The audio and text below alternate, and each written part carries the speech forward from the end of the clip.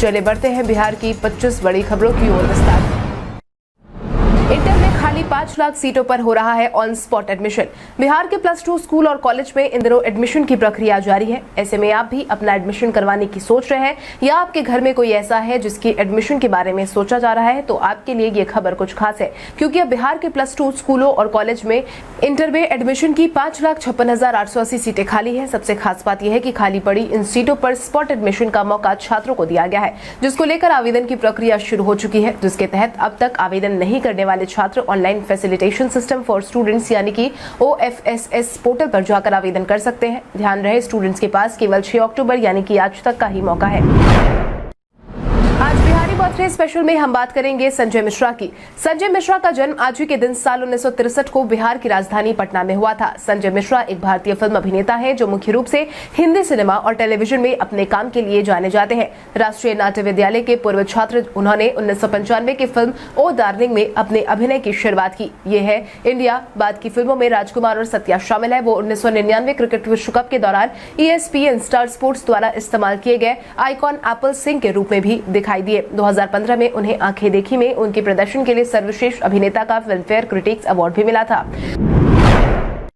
बाल बैडमिंटन प्रतियोगिता में जलवा बिखेर रही बिहार की बेटी। सिक्किम में बाल बैडमिंटन प्रतियोगिता में बिहार की बेटी रोशनी जलवा बिखेर रही है। रोशनी के कोच अमिताभ कुमार ने बताया कि अकेडमी के सबसे होनहार और ओजस्वी खिलाड़ी रोशनी है, जो क्रिकेट के साथ बाल बैडमिंटन खेल में अपनी प्रतिभा से शहर, जिला और राज्य का नाम रोशन कर रही है। वहीं बिहार टीम से खेल रही रोशनी बेहतर प्रदर्शन से जहां उनके घर परिवार में खुशी का माहौल है, वहीं JSA अकेडमी के खिलाड़ियों में भी काफी उत्साह दिख रहा है। रोशनी के पिता बिरजू शाह बताते हैं कि रोशनी का खेल के प्रति बचपन से ही गहरा लगाव रहा है। वो जिला स्तर पर और राज्य स्तर पर कई बार मैच भी जीत चुकी है।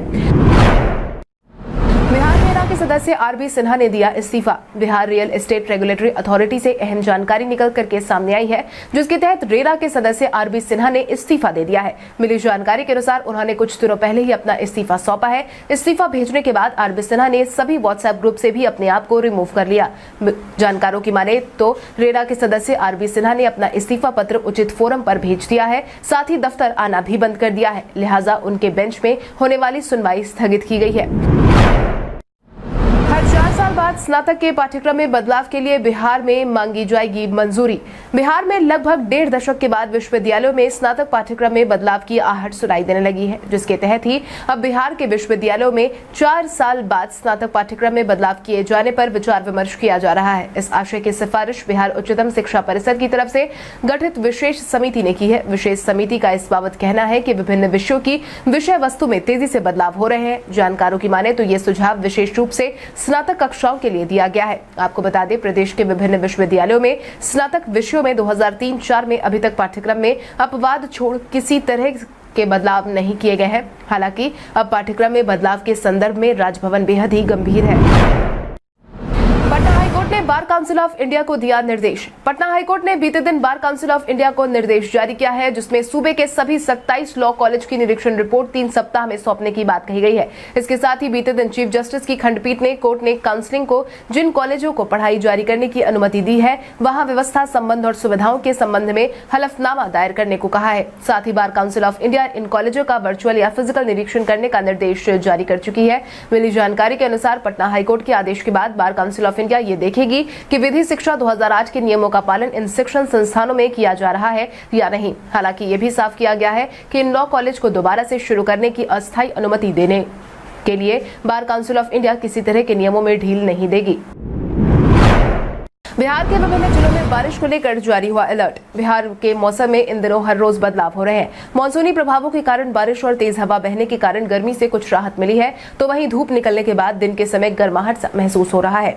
मौसम विज्ञान केंद्र पटना के मुताबिक राज्य के अलग अलग हिस्से में बने निम्न दबाव का क्षेत्र कमजोर पड़ा है, लेकिन पश्चिम बंगाल के गंगा के क्षेत्र के पास चक्रवाती परिसंचरण के क्षेत्र बनने से अगले 24 घंटे के दौरान राज्य के पूर्व और मध्य बिहार में 1 या 2 जगह पर मेघ गर्जन और वज्रपात की आशंका है। वहीं कुछ जिलों में हल्के से मध्यम स्तर की बारिश का पूर्वानुमान भी जारी किया गया है। पंचायत चुनाव चुनाव में मुखिया जी संभल कर मनाए जीत का जश्न। बिहार में पंचायत चुनाव का आयोजन हो रहा है। 2 चरणों के मतदान और मतगणना के बाद अब तीसरे चरण के मतदान की तैयारी हो रही है। इसी बीच राज्य निर्वाचन आयोग ने एक और बड़ी जानकारी साझा की है, जिसके तहत चुनाव में सरेआम जीत का जश्न मनाना मुखिया जी को महंगा पड़ सकता है। चुनाव बाद की हिंसा से निपटने के लिए पुलिस मुख्यालय ने कमर कस ली है। सभी जिलों के एसएसपी और एसपी को ऐसी किसी भी घटना पर न सिर्फ त्वरित कार्रवाई के आदेश दिए गए हैं, बल्कि सख्त एक्शन भी लेने का आदेश दिया गया है। इसके साथ ही पुलिस मुख्यालय ने वैसे इलाके और प्रत्याशियों को चिन्हित करने का आदेश दिया है जहां चुनाव परिणाम को लेकर हिंसा हो सकती है। जिला पुलिस को पहले से ही इसका आकलन कर निरोधात्मक कार्रवाई को कहा गया है। वैसे प्रत्याशी या उनके समर्थक जिनसे चुनाव परिणाम के बाद हिंसा की आशंका जताई जा रही है, उनसे बॉन्ड भी भरवाया जाएगा। जजों द्वारा आवास खाली नहीं करने पर हाईकोर्ट में हुई सुनवाई। पटना हाईकोर्ट के जजों के सेवानिवृत्त होने के कई महीनों के बाद भी अपने सरकारी आवास खाली नहीं करने का मामला सामने आया है, जिसके बाद ही इस मुद्दे को लेकर बीते दिन सुनवाई की गई। इसको लेकर अधिवक्ता दिनेश कुमार की जनहित याचिका चीफ जस्टिस संजय करोल की खंडपीठ में सुनवाई के दौरान एडवोकेट जनरल ने राज्य सरकार से निर्देश लेने के लिए 15 नवंबर 2021 तक की मोहलत ले ली है। सुनवाई के दौरान अधिवक्ता दिनेश कुमार सिंह ने कोर्ट को बताया कि सेवानिवृत्त जज justice Dinesh Kumar Singh, justice Anjuna Mishra, justice PC Jaiswal और जस्टिस ए.के. त्रिवेदी कई महीने पहले सेवानिवृत्त हो चुके हैं, लेकिन उन्होंने अब तक सरकारी आवास खाली नहीं किया है।